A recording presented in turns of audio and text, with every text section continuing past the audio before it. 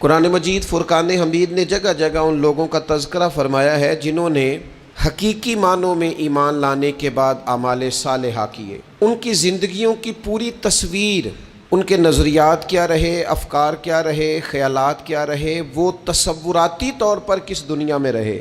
سب سے زیادہ انسان سکون میں یا تکلیف میں ذہنی طور پر ہوتا ہے۔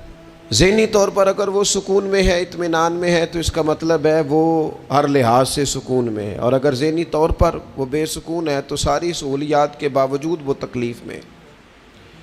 اللہ تعالیٰ نے اپنے ان بندوں کی صفات کا خود ذکر فرمایا۔ قرآن مجید دیکھیے گا، فرمایا ان الذین آمنوا وعملوا الصالحات، وہ لوگ جو ایمان لائے اور انہوں نے نیک اعمال کیے، اولئک ھم خیر البریہ، فرمایا یہ تمام مخلوق سے بہتر لوگ ہیں۔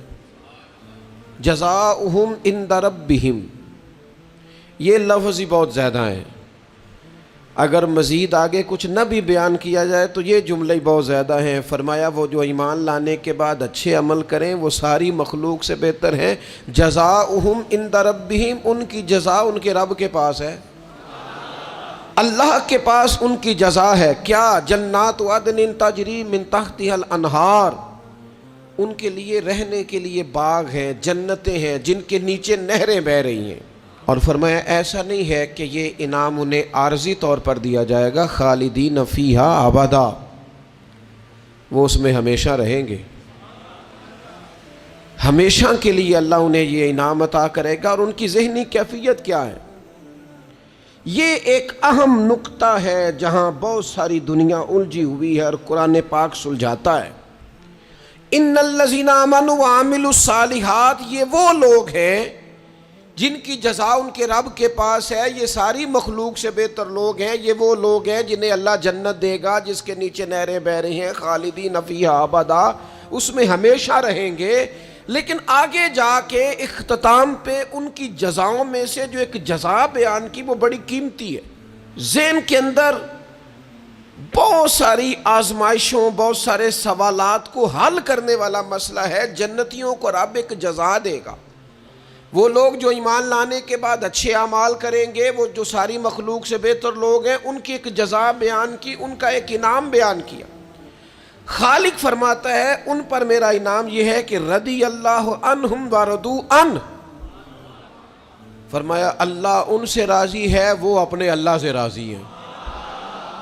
بڑی سونی زندگی ہے، راضی خوشی زندگی گزار رہے ہیں، بڑے خوبصورت لوگ ہیں، مقام تسلیم و رضا پہ ہیں، وہ نہ خوشی خوشی۔